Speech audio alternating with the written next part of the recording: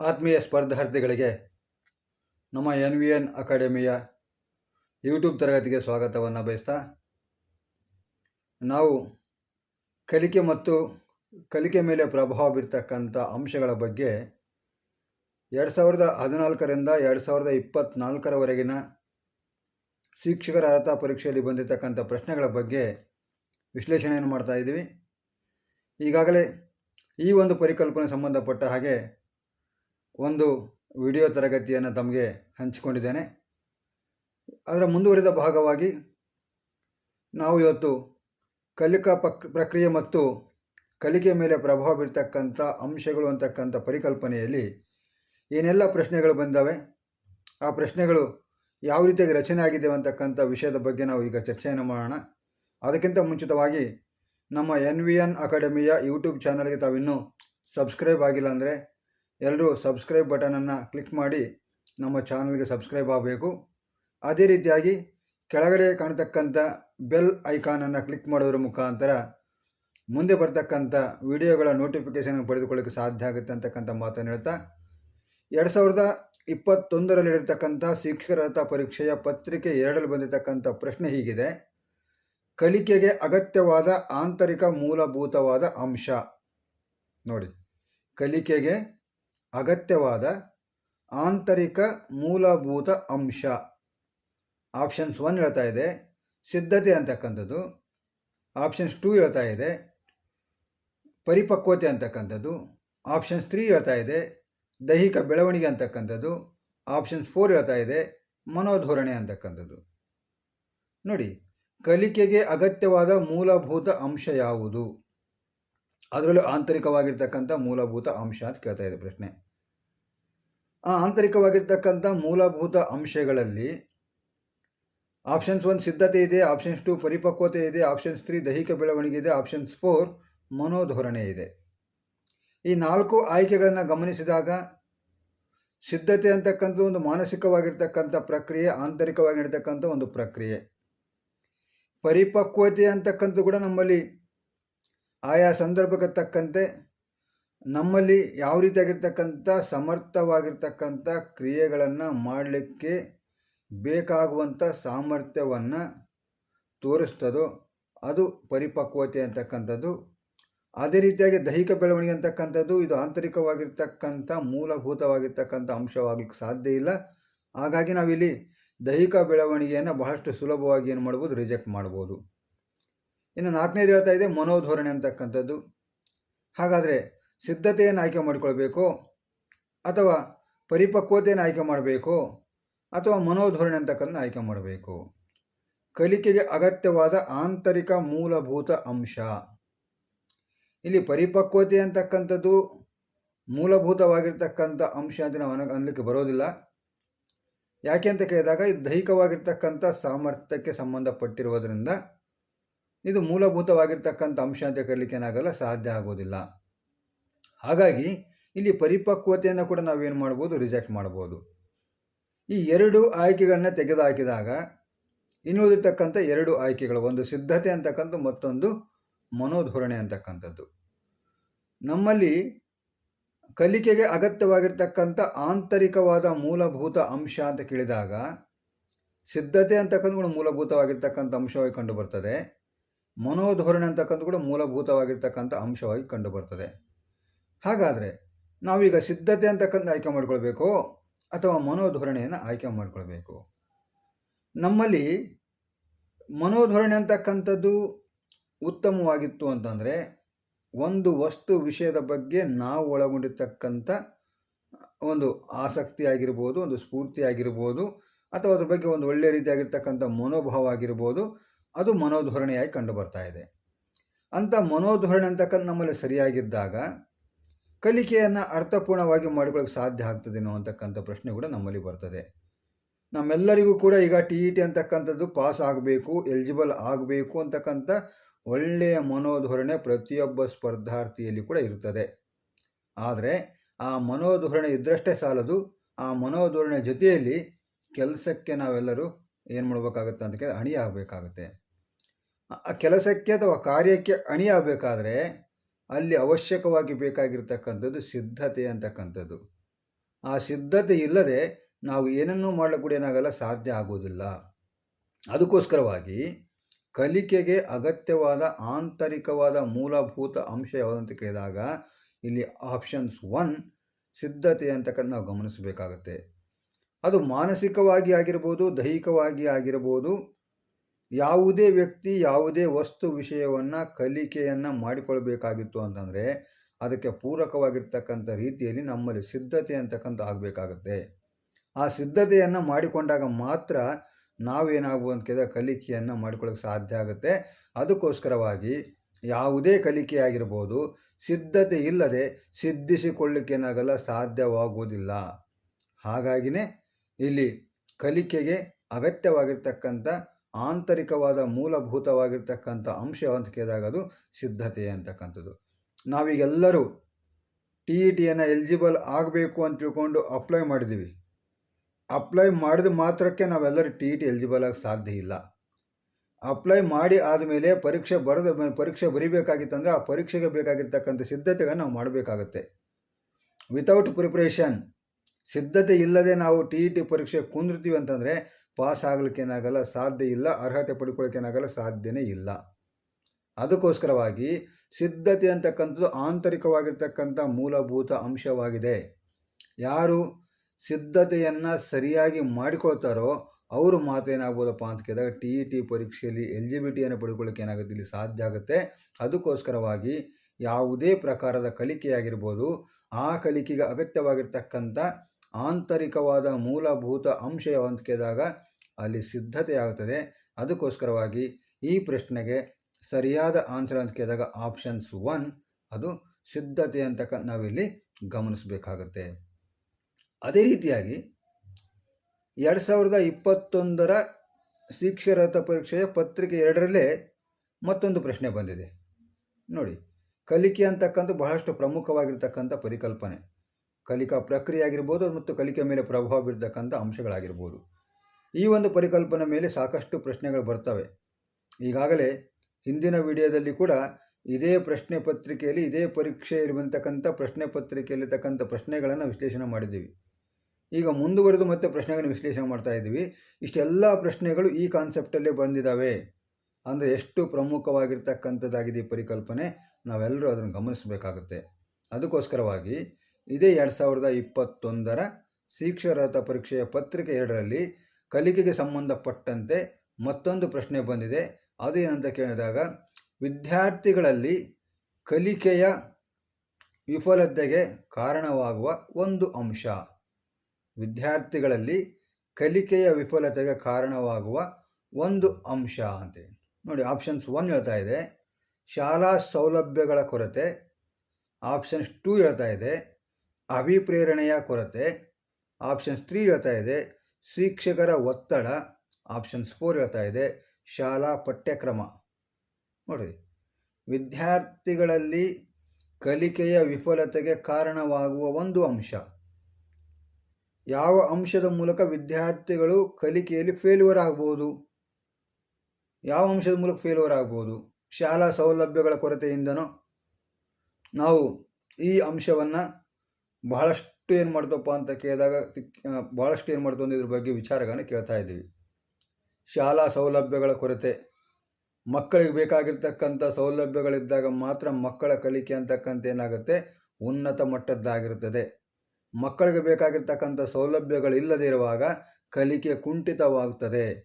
ಅದಕ್ಕೋಸ್ಕರವಾಗಿ ಇವತ್ತು ಕಲಿಕೆ ಅಂತಕ್ಕಂಥ ಕುಂಠಿತ ಆಗಬೇಕಾಗಿತ್ತು ಅಂತಂದರೆ ಮಕ್ಕಳಿಗೆ ಬೇಕಾಗಿರ್ತಕ್ಕಂಥ ಸೌಲಭ್ಯಗಳು ಇಲ್ಲ ಅಂತಕ್ಕಂಥದ್ದು ಒಂದು ಕಡೆ ಏನಾಗುತ್ತೆ ಅಂತ ಕೇಳಿದಾಗ ವಿಚಾರ ಬರ್ತದೆ.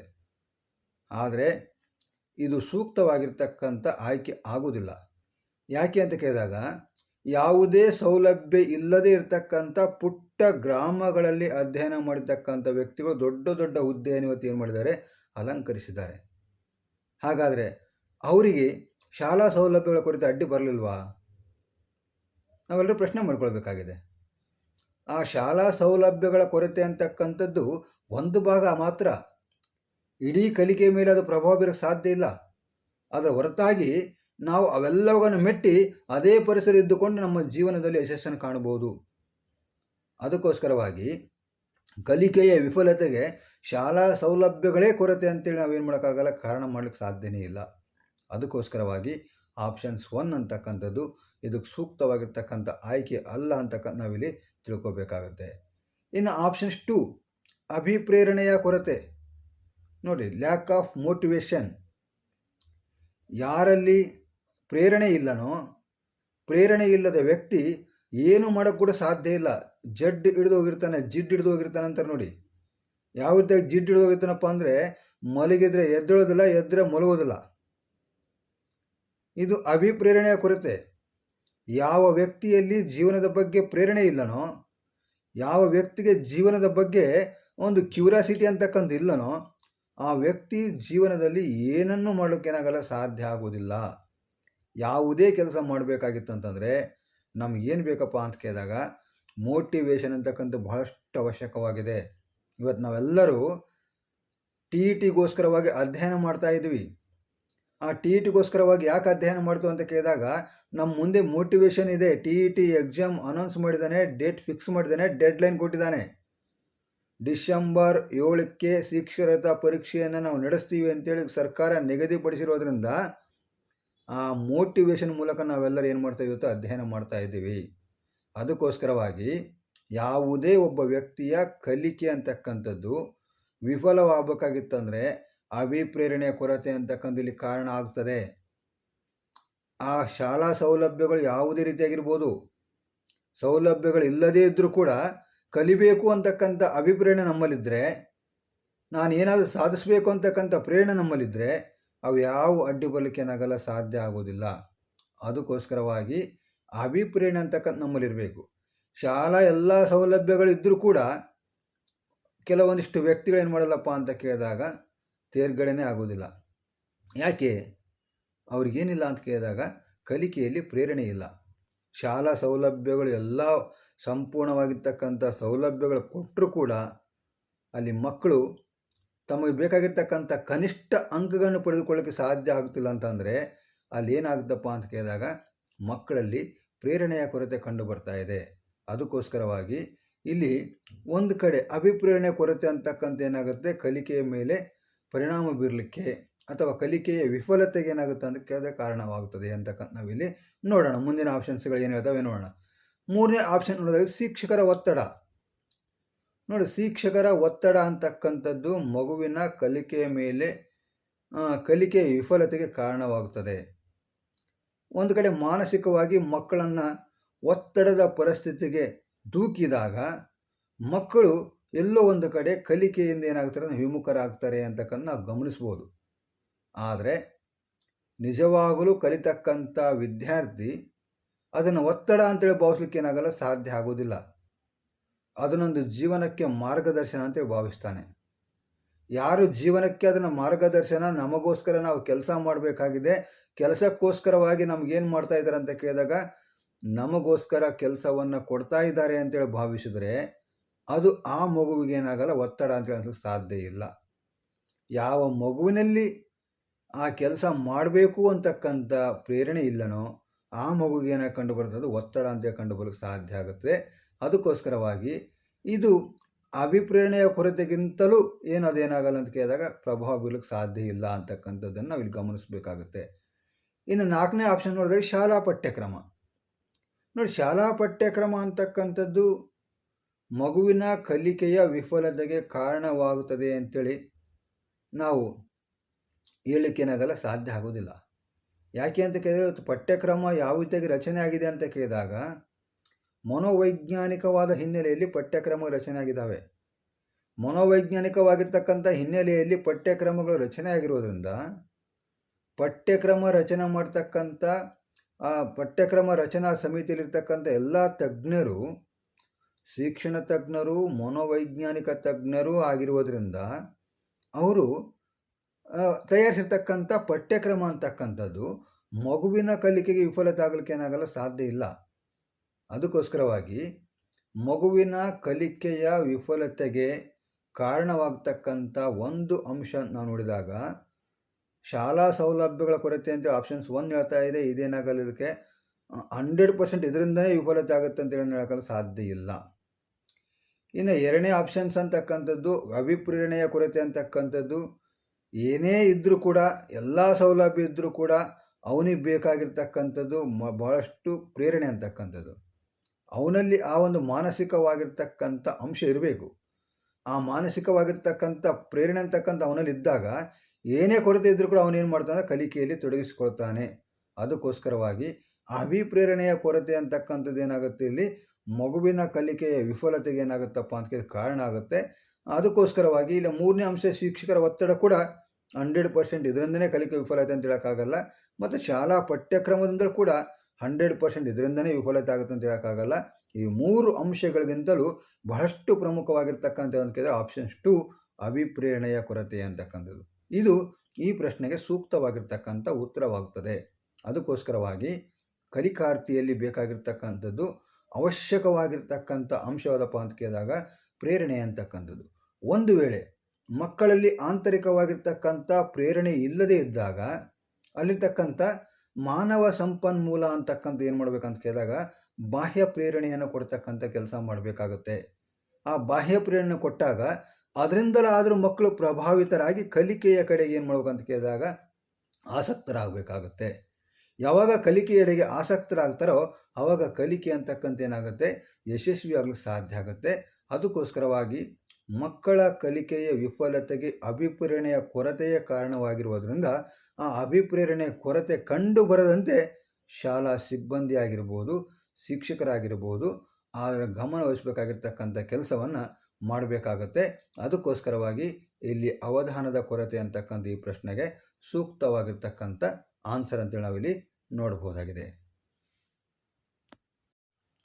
ಮುಂದಿನ ಪ್ರಶ್ನೆಯನ್ನು ನೋಡೋದಾಗಿದ್ದರೆ, ಮಗು ಒಂದು ವಿಷಯವನ್ನು ಕಲಿಯುವುದರಲ್ಲಿ ಸಂತೋಷವನ್ನು ಅನುಭವಿಸಿ ಅದರಲ್ಲಿ ತೊಡಗಿಸಿಕೊಳ್ಳುತ್ತದೆ. ಇದು ನೋಡಿ ಯಾವುದಕ್ಕೆ ಸಂಬಂಧಪಟ್ಟಿದೆ ಅಂತ ಕೇಳ್ತಾ ಇದ್ದಾರೆ.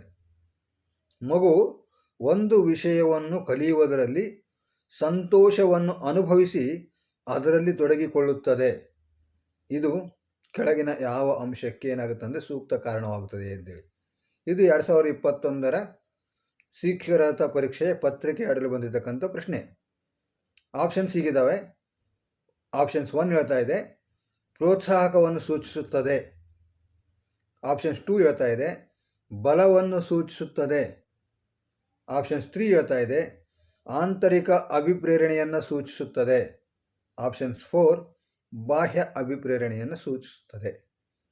ನೋಡಿ, ಒಂದು ಮಗು ಏನು ಮಾಡ್ತಾ ಇದ್ದಾನೆ ಅಂತ ಕೇಳಿದಾಗ ಒಂದು ವಿಷಯವನ್ನು ಕಲಿಯುವುದರಲ್ಲಿ ಸಂತೋಷವನ್ನು ಅನುಭವಿಸ್ತಾ ಇದ್ದಾನೆ ಮತ್ತು ಅದರಲ್ಲಿ ತೊಡಗಿಸಿಕೊಳ್ತಾ ಇದ್ದಾನೆ. ಇವು 4ರಲ್ಲಿ ಯಾವುದು ಕಾರಣ? ಇದಕ್ಕೆ ಏನಾಗ್ಬೋದು? ಇದಕ್ಕೆ ಯಾವ ಅಂಶ ಸೂಕ್ತವಾಗುತ್ತದೆ? ಪ್ರೋತ್ಸಾಹಕವನ್ನು ಸೂಚಿಸುತ್ತದೆ. ಪ್ರೋತ್ಸಾಹಕ ಅಂತಕ್ಕಂಥದ್ದು ಇಲ್ಲಿ ಯಾವುದೇ ರೀತಿಯಾಗಿರ್ತಕ್ಕಂಥ ಪ್ರೋತ್ಸಾಹದ ಅಂಶ ಕಂಡು ಬರ್ತಾ ಇಲ್ಲ. ಮಗು ತನ್ನಷ್ಟಕ್ಕೆ ತಾನೇನು ಮಾಡ್ತಾ ಇದೆ, ಒಂದು ವಿಷಯವನ್ನು ಕಲಿಯುವುದರಲ್ಲಿ ಸಂತೋಷವನ್ನು ಅನುಭವಿಸ್ತಾ ಇದೆ ಮತ್ತು ಅದರಲ್ಲಿ ತೊಡಗಿಕೊಳ್ತಾ ಇದೆ. ಇದರಲ್ಲಿ ಪ್ರೋತ್ಸಾಹವಾಗಿರ್ತಕ್ಕಂಥ ಯಾವುದೇ ಅಂಶ ಏನಾಗ್ತಿಲ್ಲ, ಬರ್ತಾ ಇಲ್ಲ. ಹಾಗಾಗಿ ಈ ಒಂದು ಪ್ರೋತ್ಸಾಹಕವನ್ನು ಸೂಚಿಸ್ತಕ್ಕಂಥ ಮೊದಲೇ ಅಂಶ ಏನಾಗಲಿಕ್ಕೆ ಸೂಕ್ತವಾಗುವುದಿಲ್ಲ. ಇನ್ನು 2ನೇ ಅಂಶವನ್ನು ನೋಡಿದಾಗ ಬಲವನ್ನು ಸೂಚಿಸುತ್ತದೆ. ಬಲ ಅಂತಕ್ಕಂಥದ್ದು ದೈಹಿಕವಾಗಿರ್ತಕ್ಕಂಥ ಅಂಶವಾಗಿರೋದ್ರಿಂದ ಆ ಬಲವನ್ನು ಸೂಚಿಸ್ತದೆ ಅಂತಕ್ಕಂಥದ್ದು ಈ ಒಂದು ಪ್ರಶ್ನೆಗೆ ಸೂಕ್ತವಾಗಿರ್ತಕ್ಕಂಥ ಉತ್ತರ ಅಂತ ಹೇಳೋಕ್ಕೇನಾಗಲ್ಲ, ಸಾಧ್ಯ ಆಗೋದಿಲ್ಲ. ಇನ್ನು 3ನೇದಾಗಿ ಆಂತರಿಕವಾದ ಅಭಿಪ್ರೇರಣೆಯನ್ನು ಸೂಚಿಸ್ತದೆ. ಇಂಟರ್ನಲ್ ಮೋಟಿವೇಶನ್ ಅಂತಕ್ಕಂಥದ್ದು. ಯಾವುದಕ್ಕೆ ಇಂಟರ್ನಲ್ ಮೋಟಿವೇಶನ್ ಅಂತ ಕರಿತಾರೆ ಅಂತ ಕೇಳಿದಾಗ ಮಗು ಒಂದು ವಸ್ತು ವಿಷಯದ ಬಗ್ಗೆ ಸ್ವತಃ ತಾನೇ ಸ್ಫೂರ್ತಿಗೊಂಡು ಆ ಕಾರ್ಯದಲ್ಲಿ ತಲ್ಲೀನನಾಗುವುದಕ್ಕೆ ಅಥವಾ ತೊಡಗಿಕೊಳ್ಳುವುದಕ್ಕೆ ಉತ್ತಮವಾಗಿರ್ತಕ್ಕಂಥ ಮಾನಸಿಕ ಸ್ಥಿತಿಯನ್ನು ತೋರ್ತಾನಲ್ಲ, ಆ ಕ್ಯೂರಿಯಾಸಿಟಿಗೆ ಏನಂತ ಕರಿತಾರೆ ಅಂತ ಕೇಳಿದಾಗ ಅಭಿಪ್ರೇರಣೆ ಅಂತ ಕರೀತಾರೆ. ಇಲ್ಲಿ ಆಂತರಿಕವಾಗಿರ್ತಕ್ಕಂಥ ಅಭಿಪ್ರೇರಣೆ ಅಂತ ಕೇಳಿದಾಗ ಆ ರೀತಿಯಾಗಿರ್ತಕ್ಕಂಥ ಮಾನಸಿಕ ಸ್ಥಿತಿ ನಮ್ಮಲ್ಲಿ ಬರಬೇಕಾಗಿತ್ತಂತಂದರೆ ಯಾವುದೇ ಬಾಹ್ಯ ಪ್ರಪಂಚದ ಪ್ರಚೋದನೆ ಇಲ್ಲದೆ ನಮ್ಮಷ್ಟಕ್ಕೆ ನಾವೇ ಆ ವಿಷಯದ ಮೇಲೆ ಅಥವಾ ವಸ್ತುವಿನ ಮೇಲೆ, ವ್ಯಕ್ತಿಯ ಮೇಲೆ ಆ ರೀತಿಯಾಗಿರ್ತಕ್ಕಂಥ ಮಾನಸಿಕ ಸ್ಥಿತಿಯನ್ನು ಬೆಳೆಸಿಕೊಂಡ್ರೆ ಅದು ಆಂತರಿಕವಾಗಿರ್ತಕ್ಕಂಥ ಅಭಿಪ್ರೇರಣೆ ಆಗುತ್ತದೆ. ಇಲ್ಲಿ ನಮ್ಮ ಪ್ರಶ್ನೆ ಅದೇ ಹೇಳ್ತಾ ಇದೆ, ಒಂದು ಮಗು ಒಂದು ವಿಷಯವನ್ನು ಕಲಿಯುವುದರಲ್ಲಿ ಸಂತೋಷವನ್ನು ಅನುಭವಿಸ್ತಾ ಇದೆ ಮತ್ತು ಅದರಲ್ಲಿ ತೊಡಗಿಸ್ಕೊಳ್ತಾ ಇದೆ. ನೋಡಿ, ಯಾರು ಅವನಿಗೆ ಏನು ಮಾಡ್ತಾ ಇಲ್ಲ, ಬಾಹ್ಯ ಪ್ರಪಂಚದಲ್ಲಿ ಯಾರು ಅವನಿಗೆ ಪ್ರಚೋದನೆ ಕೊಡ್ತಾ ಇಲ್ಲ. ಆದರೆ ಮಗು ತನ್ನಷ್ಟಕ್ಕೆ ತಾನೇ ಏನು ಮಾಡ್ತಾನೆ ಕೇಳಿದಾಗ ಒಂದು ವಿಷಯವನ್ನು ಕಲಿತುಕೊಳ್ಳಿಕ್ಕೆ ಸಂತೋಷವನ್ನು ಅನುಭವಿಸ್ತಾ ಇದ್ದಾನೆ. ಅದ್ರಲ್ಲಿ ತಾನೇ ಸ್ವತಃ ತೊಡಗಿಕೊಳ್ತಿದ್ದಾನೆ. ಯಾಕೆ ಅಂತ ಕೇಳಿದಾಗ ಅವನಿಗೆ ಇಂಟರ್ನಲ್ ಮೋಟಿವೇಶನ್ ಅಂತಕ್ಕಂಥ ಭಾಳ ಸ್ಟ್ರಾಂಗ್ ಆಗಿದೆ. ಆ ಇಂಟರ್ನಲ್ ಮೋಟಿವೇಶನ್ ಸ್ಟ್ರಾಂಗ್ ಆಗಿರೋದ್ರಿಂದ ಅವನು ತನ್ನಷ್ಟಕ್ಕೆ ತಾನೇ ಕೆಲಸದಲ್ಲಿ ಏನು ಮಾಡ್ತಾನೆ ಕೇಳಿದಾಗ ತೊಡಗಿಸ್ಕೊಳ್ತಾ ಇದ್ದಾನೆ. ಅದಕ್ಕೋಸ್ಕರವಾಗಿ ಇದು ಆಂತರಿಕವಾಗಿರ್ತಕ್ಕಂಥ ಅಭಿಪ್ರೇರಣೆಯನ್ನು ಸೂಚಿಸ್ತದೆ ಅಂತ ಅನ್ಬೋದು. ಮುಂದಿನ ಒಂದು ಆಪ್ಷನ್ಸ್ ನೋಡೋಣ. ಬಾಹ್ಯ ಅಭಿಪ್ರೇರಣೆಯನ್ನು ಸೂಚಿಸ್ತದೆ. ನೋಡಿ, ಬಾಹ್ಯ ಅಭಿಪ್ರೇರಣೆ ಅಂತಂದಾಗ ಹೊರ ಜಗತ್ತಿನ ಪ್ರಚೋದನೆಗಳ ಮೂಲಕ ಆ ಮಗುವನ್ನು ಆ ವಿಷಯದ ಕಡೆಗೆ ಪ್ರೇರೇಪಿಸಿದರೆ ಅದಕ್ಕೆ ಬಾಹ್ಯ ಅಭಿಪ್ರೇರಣೆ ಅಂತ ಕರಿತೀವಿ. ಆದರೆ ಇಲ್ಲಿ ನಮ್ಮ ಪ್ರಶ್ನೆ ಹಾಗಿಲ್ಲ.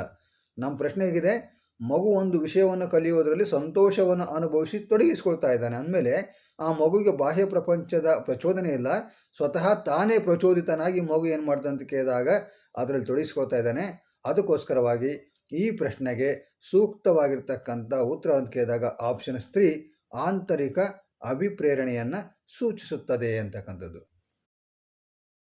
ಪ್ರಶ್ನೆಯನ್ನು ನೋಡೋದಾಗಿದ್ದರೆ, ಕಲಿಕೆಯ ಮೇಲೆ ವರ್ತನೆಯ ಪ್ರಭಾವ ಯಾವ ರೀತಿಯ ಪ್ರಭಾವವನ್ನು ಬೀರ್ತಾ ಇದೆ ನಮ್ಮ ಬಿಹೇವಿಯರ್ ಅಂತಕ್ಕಂಥದ್ದು. ಕಲಿಕೆಯ ಮೇಲೆ ವರ್ತನೆಯ ಪ್ರಭಾವ ಇದು ಕೂಡ 2021 TET ಪರೀಕ್ಷೆಯಲ್ಲಿ ಬಂದಿರತಕ್ಕಂಥ ಪತ್ರಿಕೆ 2ರ ಪ್ರಶ್ನೆ. ಆಪ್ಷನ್ಸ್ ಹೀಗಿದ್ದಾವೆ. ಅದು ಪ್ರಚೋದನೆ ಮತ್ತು ಪ್ರತಿಕ್ರಿಯೆಗಳನ್ನು ಬದಲಾಯಿಸುತ್ತದೆ. ಆಪ್ಷನ್ಸ್ 2 ಹೇಳ್ತಾ ಇದೆ, ಅದು ಕಲಿಕಾರ್ಥಿಗಳನ್ನು ನಿರ್ದಿಷ್ಟ ಗುರಿಗಳೆಡೆಗೆ ನಿರ್ದೇಶಿಸುತ್ತದೆ. ಆಪ್ಷನ್ಸ್ 3 ಹೇಳ್ತಾ ಇದೆ, ಬಹು ಕಾರ್ಯಗಳನ್ನು ನೀಡುತ್ತದೆ. ಆಪ್ಷನ್ಸ್ 4 ಹೇಳ್ತಾ ಇದೆ, ಓದುವ ಹವ್ಯಾಸವನ್ನು ಬೆಳೆಸುತ್ತದೆ. ನೋಡಿ, ಕಲಿಕೆಯ ಮೇಲೆ ವರ್ತನೆಯ ಪ್ರಭಾವ. ಕಲಿಕೆಯ ಮೇಲೆ ವರ್ತನೆ ಅಂತಕ್ಕಂಥ ಯಾವ ರೀತಿಯಾಗಿ ಪ್ರಭಾವ ಬೀರ್ತದೆ, ಅದು ಪ್ರಚೋದನೆ ಮತ್ತು ಪ್ರತಿಕ್ರಿಯೆಗಳನ್ನು ಬದಲಾಯಿಸ್ತದೆ. ನಮ್ಮ ವರ್ತನೆ ಅಂತಕ್ಕಂಥದ್ದು ಬದಲಾಗ್ತದೆ. ಯಾವುದ್ರ ಮೇಲೆ?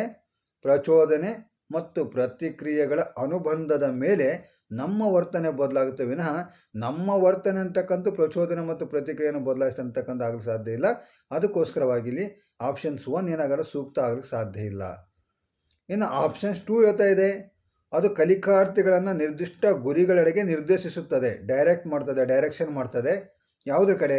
ನಮ್ಮ ಕಲಿಕೆಯ ಏಮ್ಸ್ ಏನಿದಾವೆ, ಗುರಿಗಳೇನಿದಾವೆ, ಆ ಗುರಿಗಳ ಕಡೆ ನಮಗೇನು ಮಾಡ್ತಪ್ಪ ಅಂತ ಕೇಳಿ ಡೈರೆಕ್ಷನನ್ನು ಮಾಡ್ತದೆ. ಯಾವುದು ಅಂತ ಕೇಳಿದಾಗ ಕಲಿಕೆಯ ಮೇಲೆ ವರ್ತನೆಯ ಪ್ರಭಾವ. ನಮ್ಮ ವರ್ತನೆ ಅಂತಕ್ಕಂಥದ್ದು ಕಲಿಕಾರ್ಥಿಗಳನ್ನು ನಿರ್ದಿಷ್ಟ ಗುರಿಗಳೆಡೆಗೆ ಏನು ಮಾಡ್ತಪ್ಪ ಅಂತ ಕೇಳಿದಾಗ ನಿರ್ದೇಶಿಸ್ತದೆ ಆಗಬಹುದೇನೋ. ನೆಕ್ಸ್ಟ್ 3ನೇ ಅಂಶ ಹೇಳ್ತಾ ಇದೆ, ಬಹು ಕಾರ್ಯಗಳನ್ನು ನೀಡುತ್ತದೆ. ವರ್ತನೆ ಅಂತಕ್ಕಂಥ ಏನಾಗುತ್ತೆ ಅಂತ ಕೇಳಿದಾಗ ಮಲ್ಟಿ ಫಂಕ್ಷನ್ಸ್, ಬಹು ಕಾರ್ಯಗಳನ್ನು ನೀಡ್ತಕ್ಕಂಥ ಆ ರೀತಿಯಾಗಿರ್ತಕ್ಕಂಥ ಬಿಹೇವಿಯರ್ಸ್ ನಮ್ಮಲ್ಲಿದ್ದರೆ ಆ ರೀತಿಯಾಗಿರ್ತಕ್ಕಂಥ ಚಾನ್ಸಸ್ಗಳು ಇರ್ತವೆ ಬಹು ಕಾರ್ಯಗಳನ್ನು ನೀಡ್ತಕ್ಕಂಥದ್ದು. ಆಪ್ಷನ್ಸ್ 4 ಹೇಳ್ತಾ ಇದೆ, ಓದುವ ಹವ್ಯಾಸವನ್ನು ಬೆಳೆಸುತ್ತದೆ. ನೋಡಿ, ವರ್ತನೆ ಆಗ್ಬೋದು, ಓದುವ ಹವ್ಯಾಸವನ್ನು ಕೂಡ ಏನು ಮಾಡ್ಬೋದು, ಬೆಳೆಸಬಹುದು. ಆ ರೀತಿಯಾಗಿರ್ತಕ್ಕಂಥ ವರ್ತನಾ ಲಕ್ಷಣಗಳು ನಮ್ಮಲ್ಲಿದ್ದಾಗ ಆ ರೀತಿಯಾಗಿರ್ತಕ್ಕಂಥ ಅಂಶಗಳು ಕಂಡು ಬರ್ತವೆ, ಓದ್ತಕ್ಕಂಥ ಹವ್ಯಾಸವನ್ನು ಬೆಳೆಸ್ತಕ್ಕಂಥದ್ದು. ಆದರೆ ಈ 3 ಅಂಶಗಳನ್ನು ಗಮನಿಸಿದಾಗ ಮೊದಲೇ ಆಪ್ಷನ್ಸ್ ಏನು ಮಾಡಿದ್ವಿ ನಾವೀಗ ಆಲ್ರೆಡಿ ಅದನ್ನು ತಿರಸ್ಕರಿಸಿದ್ವಿ, ಅದನ್ನು ರಿಜೆಕ್ಟ್ ಮಾಡಿದ್ವಿ. ಇರ್ತಕ್ಕಂಥ 3 ಆಪ್ಷನ್ಸ್ಗಳನ್ನು ನೋಡಿದಾಗ ಅದು ಕಲಿಕಾರ್ಥಿಗಳನ್ನು ನಿರ್ದಿಷ್ಟ ಗುರಿಗಳೆಡೆಗೆ ನಿರ್ದೇಶಿಸುತ್ತದೆ. ಆಪ್ಷನ್ಸ್ 3 ಹೇಳ್ತಾ ಇದೆ, ಬಹು ಕಾರ್ಯಗಳನ್ನು ನೀಡುತ್ತದೆ. ಆಪ್ಷನ್ಸ್ 4 ಹೇಳ್ತಾ ಇದೆ, ಓದುವ ಹವ್ಯಾಸಗಳನ್ನು ಬೆಳೆಸ್ತಾ ಇದೆ. ಆಪ್ಷನ್ಸ್ 3ನೇ ಆಯ್ಕೆ ಹೇಳ್ತದೆ, ಅದು ಕಲಿಕಾರ್ಥಿಗಳನ್ನು ನಿರ್ದಿಷ್ಟ ಗುರಿಗಳೆಡೆಗೆ ನಿರ್ದೇಶಿಸುತ್ತದೆ. ಏನಿದ್ರ ಅರ್ಥ ಅಂತ ಕೇಳಿದಾಗ ಕೆಳಗಿರ್ತಕ್ಕಂಥ 2 ಅಂಶಗಳು ಇದರಲ್ಲೇ ಅಡಕವಾಗಿಬಿಟ್ಟಿವೆ. ಈಗ ಕಲಿಕಾರ್ಥಿಗಳ ನಿರ್ದಿಷ್ಟ ಗುರಿಗಳೆಡೆಗೆ ನಿರ್ದೇಶಿಸಿದಾಗ ನಿರ್ದಿಷ್ಟವಾಗಿರ್ತಕ್ಕಂಥ ಗುರಿ ತಲುಪಲಿಕ್ಕೆ ಏನೇನು ಕಾರ್ಯಗಳು ಮಾಡಬೇಕು ಅವೆಲ್ಲ ಕಾರ್ಯಗಳನ್ನು ಎಲ್ಲಿ ಒಳಗೊಂಡಿದೆಪ್ಪ ಅಂತ ಕೇಳಿದಾಗ ಈಗ ಆಪ್ಷನ್ಸ್ 2 ಅಲ್ಲಿ ಒಳಗೊಂಡಿದೆ. ಅದಕ್ಕೋಸ್ಕರ ಬಹು ಕಾರ್ಯ ಆಗಿರ್ಬೋದು, ಓದುವ ಹವ್ಯಾಸ ಆಗಿರ್ಬೋದು, ಮತ್ತೊಂದಾಗಿರ್ಬೋದು, ಮತ್ತೊಂದು ಯಾವುದೇ ಆಗಿರ್ಬೋದು, ಅವೆಲ್ಲವೂ ಎಲ್ಲಿ ಬಂದ್ಬಿಟ್ಟು ಅಂತ ಕೇಳಿದಾಗ ಈಗ ಕಲಿಕಾರ್ಥಿಗಳನ್ನು ನಿರ್ದಿಷ್ಟ ಗುರಿಗಳೆಡೆಗೆ ನಿರ್ದೇಶಿಸುತ್ತದೆ ಅಂತಂದಾಗ ಎಲ್ಲ ಅಂಶಗಳೇನಾಗುತ್ತೆ ಅಂತ ಕೇಳಿದಾಗ ಅಲ್ಲಿ ಅಡಕವಾಗ್ತವೆ. ಅದಕ್ಕೋಸ್ಕರವಾಗಿ ಈ ಪ್ರಶ್ನೆಗೆ ಸೂಕ್ತವಾಗಿರ್ತಕ್ಕಂಥ ಆಯ್ಕೆ ಅಂತ ಕೇಳಿದಾಗ ಆಪ್ಷನ್ಸ್ 2 ಅದು ಕಲಿಕಾರ್ಥಿಗಳನ್ನು ನಿರ್ದಿಷ್ಟ ಗುರಿಗಳೆಡೆಗೆ ಏನಾಗುತ್ತೆ ಅಂತ ಕೇಳಿದಾಗ ನಿರ್ದೇಶಿಸುತ್ತದೆ ಅಂತಕ್ಕಂಥದ್ದು. ಅದೇ ರೀತಿಯಾಗಿ ಮುಂದಿನ ಪ್ರಶ್ನೆಯನ್ನು ನೋಡೋದಾಗಿದ್ದರೆ ಪ್ರಶ್ನೆ ಹೀಗಿದೆ, ಕಲಿಕೆಯನ್ನು ಪ್ರಭಾವಿಸುವ ಪ್ರಕ್ರಿಯೆ ಆಧಾರಿತ ಒಂದು ಅಂಶ. ಕಲಿಕೆಯನ್ನು ಪ್ರಭಾವಿಸುವ ಪ್ರಕ್ರಿಯೆ ಆಧಾರಿತ ಒಂದು ಅಂಶ. ಇದು ಕೂಡ 2021 ಶಿಕ್ಷಕರ ಅರ್ಹತಾ ಪರೀಕ್ಷೆಯಲ್ಲಿ ಬಂದಿರತಕ್ಕಂಥ ಪತ್ರಿಕೆ 2ರಲ್ಲಿರ್ತಕ್ಕಂಥ ಪ್ರಶ್ನೆ. ಕಲಿಕೆಗೆ ಸಂಬಂಧಪಟ್ಟಿರ್ತಕ್ಕಂಥ ಪ್ರಶ್ನೆ. ಈ ಪ್ರಶ್ನೆಗೆ ಆಪ್ಷನ್ಸ್ಗಳು ಹೀಗಿದ್ದಾವೆ. ಆಪ್ಷನ್ಸ್ 1 ಕಲಿಕಾರ್ಥಿಯ ಮೂಲ ಸಾಮರ್ಥ್ಯ, ಆಪ್ಷನ್ಸ್ 2 ವಸ್ತು ವಿಷಯದ ಮೇಲಿನ ಪ್ರಭುತ್ವ, ಆಪ್ಷನ್ಸ್ 3 ವಿಷಯದ ಸ್ವಭಾವ ಮತ್ತು ಕಲಿವಿನ ಅನುಭವಗಳು, ಆಪ್ಷನ್ಸ್ 4 ಹೊಸ ಕಲಿಕೆಯನ್ನು ಹಿಂದಿನ ಕಲಿಕೆಯೊಂದಿಗೆ ಸಂಬಂಧಿಸುವುದು. ನೋಡಿ, 4 ಆಪ್ಷನ್ಸ್ಗಳು ಹೀಗಿದ್ದಾವೆ. ಆದರೆ ನಮ್ಮ ಪ್ರಶ್ನೆ ಏನು ಹೇಳ್ತಾ ಇದೆ? ಕಲಿಕೆಯನ್ನು ಪ್ರಭಾವಿಸುವ ಪ್ರಕ್ರಿಯೆ ಆಧಾರಿತ ಒಂದು ಅಂಶ. ನೋಡಿ, ಕಲಿಕೆಯನ್ನು ಪ್ರಭಾವಿಸ್ತಕ್ಕಂಥ ಪ್ರಕ್ರಿಯೆ ಆಧಾರಿತ ಒಂದು ಪ್ರೊಸೀಜರ್ ಇದೆ. ಈಗ ಆ ಪ್ರೊಸೀಜರ್ ಬೇಸಸ್ ಮೇಲೆ ಯಾವ ಕೆಲಸ ಮಾಡಿದರೆ ಕಲಿಕೆ ಅಂತಕ್ಕಂಥದ್ದು ಪ್ರಭಾವಿತವಾಗ್ತದೆ, ಅದು ನಾವಿಲ್ಲಿ ಗಮನಿಸಬೇಕಾಗುತ್ತೆ. ಕಲಿಕಾರ್ಥಿಯ ಮೂಲ ಸಾಮರ್ಥ್ಯ, ಅವನ ಬೇಸಿಕ್ ಒಂದು ಸಾಮರ್ಥ್ಯ, ಕೆಪಾಸಿಟಿ ಏನಿದೆನೋ ಆ ಬೇಸಿಕ್ ಕೆಪಾಸಿಟಿ ಅಂತಕ್ಕಂಥದ್ದು ಸೂಕ್ತ ಆಗ್ತದೋ, ಅಥವಾ ವಸ್ತು ವಿಷಯದ ಮೇಲಿನ ಪ್ರಭುತ್ವ ಅಂತಕ್ಕಂಥದ್ದು. ಅಂದರೆ ವಸ್ತು ವಿಷಯದ ಮೇಲೆ ಪ್ರಭುತ್ವ ಅಂತಂದಾಗ ಆ ಯಾವುದೇ ವಿಷಯದಲ್ಲಿ ಮಗು ಪಡೆದುಕೊಂಡಿರ್ತಕ್ಕಂಥ ಮಾಸ್ಟರ್ ಅಂತ ಕರಿತೀವಿ ನಾವು, ಆ ಪ್ರಭುತ್ವ ಅದಾಗಿರ್ಬೋದು. ಅಥವಾ ವಿಷಯದ ಸ್ವಭಾವ ಮತ್ತು ಕಲಿವಿನ ಅನುಭವಗಳು, ಆ ವಿಷಯ ಯಾವ ತೆಗಿದೆ, ಆ ವಿಷಯದ ಬಗ್ಗೆ ಮಗುವಿನ ಕಲಿಕೆಯ ಅನುಭವಗಳು ಯಾವ ತೆಗೆದಾವೆ, ಇದಾಗುತ್ತೋ. ಅಥವಾ ಹೊಸ ಕಲಿಕೆಯನ್ನು ಹಿಂದಿನ ಕಲಿಕೆಯೊಂದಿಗೆ ಸಂಬಂಧಿಸುವುದು, ಇದು ಸೂಟಬಲ್ ಆಗುತ್ತೋ. ನೋಡಿ, ಕಲಿಕೆಯನ್ನು ಪ್ರಭಾವಿಸುವ ಪ್ರಕ್ರಿಯೆ ಆಧಾರಿತ ಒಂದು ಅಂಶ, ಒಂದು ಪ್ರೊಸೀಜರ್ ಇದೆ. ಆ ಪ್ರೊಸೀಜರ್ ಪ್ರಕಾರ ನಾವು ಕಲಿಕೆಯನ್ನು ಮಾಡ್ತಕ್ಕಂಥ ಸಂದರ್ಭದಲ್ಲಿ ಆ ಕಲಿಕೆಯನ್ನು ಪ್ರಭಾವಿಸ್ತಕ್ಕಂಥ ಸೂಕ್ತವಾದ ಅಂಶ ಯಾವುದು? ನಮ್ಮಲ್ಲಿ ಕಲಿಕೆ ಯಾವ ರೀತಿಯಾಗಿ ನಡೀತಾ ಇದೆ ಅಂತ ಕೇಳಿದಾಗ ಮನೋವೈಜ್ಞಾನಿಕವಾಗಿರ್ತಕ್ಕಂಥ ರೀತಿಯಲ್ಲಿ ಕಲಿಕೆ ಅಂತ ನಡೀತಾ ಇದೆ. ಆ ಮನೋವೈಜ್ಞಾನಿಕವಾಗಿರ್ತಕ್ಕಂಥ ಕಲಿಕೆ ರೀತಿಯಲ್ಲಿ ಕಲಿಕೆ ನಡೆಯೋದ್ರಿಂದ ಆ ಕಲಿಕೆಯ ಆರಂಭಕ್ಕಿಂತ ಮೊದಲು ಪ್ರತಿಯೊಬ್ಬ ಕಲಿಕಾರ್ಥಿಯ ಪ್ರೀವಿಯಸ್ ನಾಲೆಜ್ ಅಂತ ಕರಿತೀವಿ ನಾವು, ಕಲಿಕೆಯ ಹಿಂದಿನ ಅನುಭವಗಳು ಅಂತೇಳಿ ಪೂರ್ವಜ್ಞಾನ ಅಂತ ಕರಿತೀವಿ. ಹೊಸ ಜ್ಞಾನದ ಪೂರ್ವಜ್ಞಾನದ ಜೊತೆಗೆ ಹೊಸ ಜ್ಞಾನದ ಕೊಂಡಿಯನ್ನು ಬೆಳೆಸಬೇಕಾಗಿದೆ. ಅದಕ್ಕೆ ಎರಡರ ಮಧ್ಯದಲ್ಲಿ ಮೂಲಕ ಅಂತ ಕೇಳಿದಾಗ ಬಾಂಧವ್ಯನ ಬೆಳೆಸಬೇಕಾಗಿದೆ. ಪೂರ್ವಜ್ಞಾನದ ಜೊತೆಯಲ್ಲಿ ಹೊಸ ಜ್ಞಾನವನ್ನು ಲಿಂಕ್ ಮಾಡಿದಾಗ ಅಲ್ಲಿ ಕಲಿಕೆ ಅಂತಕ್ಕಂಥ ಏನು ಮಾಡ್ತಂದ್ರೆ ಪರಿಪೂರ್ಣವಾಗುತ್ತದೆ. ಅದಕ್ಕೋಸ್ಕರವಾಗಿ ಇಲ್ಲಿ ಮನೋವೈಜ್ಞಾನಿಕವಾಗಿರ್ತಕ್ಕಂಥ ಹಿನ್ನೆಲೆಯಲ್ಲಿ ಗಮನಿಸಿದಾಗ ವಿದ್ಯಾರ್ಥಿಯ ಪೂರ್ವ ಅನುಭವಗಳು ಏನು ಹೇಳ್ತಾ ಇದ್ದವನೋ ಆ ಪೂರ್ವ ಅನುಭವಗಳ ಆಧಾರಿತವಾಗಿ ಹೊಸ ಜ್ಞಾನ ಕೊಡ್ತಕ್ಕಂಥ ಕೆಲಸ ಮಾಡಬೇಕಾಗಿದೆ.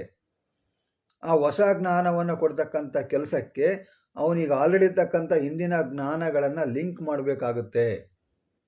ಆ ಲಿಂಕ್ ಮಾಡಿದಾಗ ಮಾತ್ರ ಹೊಸ ಜ್ಞಾನ ಅಂತಕ್ಕಂಥದ್ದು ಮಗು ಅರ್ಥೈಸಿಕೊಳ್ಳಿಕ್ಕೆ ಏನಾಗುತ್ತೆ, ಇಲ್ಲಿ ಸಾಧ್ಯ ಆಗುತ್ತೆ. ಅಂದಾಗ ಕಲಿಕೆಯನ್ನು ಪ್ರಭಾವಿಸ್ತಕ್ಕಂಥ ಪ್ರಕ್ರಿಯೆ ಆಧಾರಿತ ಒಂದು ಅಂಶ ತೆಗೆದುಕೊಂಡಾಗ ಇರ್ತಕ್ಕಂಥ ಈ 4 ಆಪ್ಷನ್ಸ್ಗಳ ಬಗ್ಗೆ ನಾವು ಹೇಳೋದಾಗಿತ್ತು ಅಂತಂದರೆ, ಈ 4 ಆಪ್ಷನ್ಸ್ಗಳಲ್ಲಿ ಕಲಿಕೆಯ ಮೂಲ ಸಾಮರ್ಥ್ಯ ಆಗಿರ್ಬೋದು, ವಸ್ತು ವಿಷಯದ ಮೇಲೆ ಪ್ರಭುತ್ವ ಆಗಿರ್ಬೋದು, ಅಥವಾ ವಿಷಯದ ಸ್ವಭಾವ ಮತ್ತು ಅವನ ಕಲಿಕೆಯ ಅನುಭವಗಳಾಗಿರ್ಬೋದು, ಇವೆಲ್ಲಕ್ಕಿಂತಲೂ ಬಹಳಷ್ಟು ಪ್ರಮುಖವಾಗಿರ್ತಕ್ಕಂಥ ಅಂತ ಕೇಳಿದಾಗ ಹಿಂದಿನ ಕಲಿಕೆಯನ್ನು, ಹೊಸ ಕಲಿಕೆಯನ್ನು ಹಿಂದಿನ ಕಲಿಕೆಯೊಂದಿಗೆ ಸಂಬಂಧಿಸುವುದು, ಈ ಕೆಲಸ ಆಗಬೇಕಾಗಿದೆ. ಈ ಒಂದು ವಿಧಾನದ ಮೂಲಕ, ಮನೋವೈಜ್ಞಾನಿಕವಾಗಿರ್ತಕ್ಕಂಥ ಈ ವಿಧಾನದ ಮೂಲಕ ಕಲಿಕೆಯಲ್ಲಿ ಮಕ್ಕಳನ್ನು ತೊಡಗಿಸಿದರೆ ಆ ಮಗುವಿನ ಕಲಿಕೆ ಏನಾಗುತ್ತೆ ಅಂತ ಕೇಳಿದಾಗ ಅದು ಅರ್ಥಪೂರ್ಣವಾಗಿರ್ತಕ್ಕಂಥ ಕಲಿಕೆ ಆಗಲಿಕ್ಕೆ ಸಾಧ್ಯ ಆಗುತ್ತೆ. ಅದಕ್ಕೋಸ್ಕರವಾಗಿ ಈ ಪ್ರಶ್ನೆಗೆ ಸೂಕ್ತವಾಗಿರ್ತಕ್ಕಂಥ ಆನ್ಸರ್ ಅಂತ ಕೇಳಿದಾಗ ಆಪ್ಷನ್ಸ್ 4 ಹೊಸ ಕಲಿಕೆಯನ್ನು ಹಿಂದಿನ ಕಲಿಕೆಯೊಂದಿಗೆ ಸಂಬಂಧಿಸುವುದು, ಇದು ಸೂಕ್ತವಾಗಿರ್ತಕ್ಕಂಥ ಆಯ್ಕೆಯಾಗುತ್ತದೆ.